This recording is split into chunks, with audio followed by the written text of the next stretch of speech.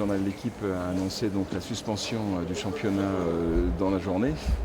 Votre réaction?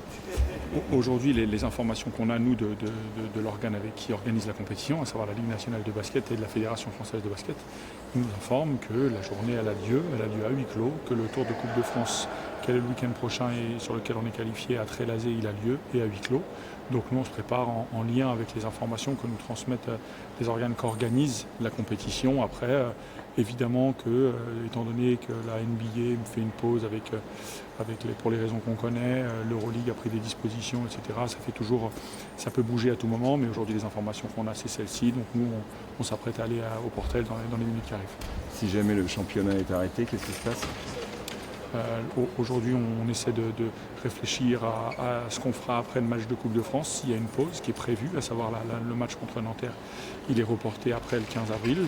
On va s'entraîner en circonstance, on va adapter la charge d'entraînement, le contenu. J'ai demandé moi aux préparateurs physiques et aux data analystes de travailler sur ça. Qu'est-ce qu'on peut faire pour maintenir un état de forme sans savoir à quel moment le championnat reprend et on va s'adapter à ça. Après, la compétence indispensable dans le sport de niveau, c'est l'adaptabilité. Et une fois de plus, on va essayer d'y faire appel et se préparer les prochaines échéances parce qu'aujourd'hui, officiellement, elles ont lieu et donc nous, on se concentre sur ça.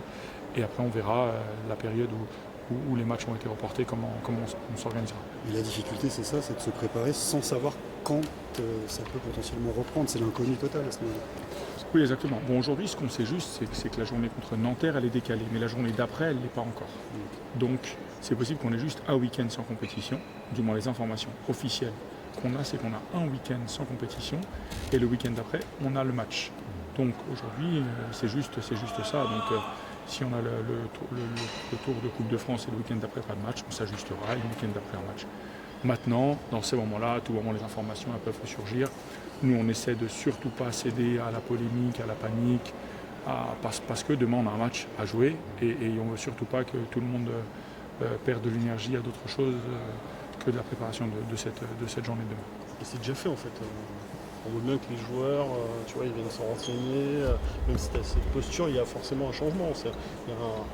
Oui, exactement. Nous, la polémique, elle est créée. Après, nous, notre travail du club, c'est de dire les informations officielles, c'est celle-ci, donc on part pour jouer les matchs. Après, ils ont un téléphone portable, ils ont des gens qui les contactent, il y a des informations qui circulent sur les différents réseaux sociaux, à tort, à raison. Des fois, il y a du rétro-pédalage, des fois, il y a des fausses informations.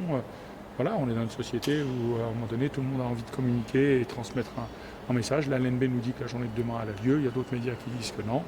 Nous, dans ces moments-là, la seule chose qu'on peut faire, c'est écouter l'organe qui organise la compétition et faire avec les distractions que ça génère, mais en aucun cas les relayer.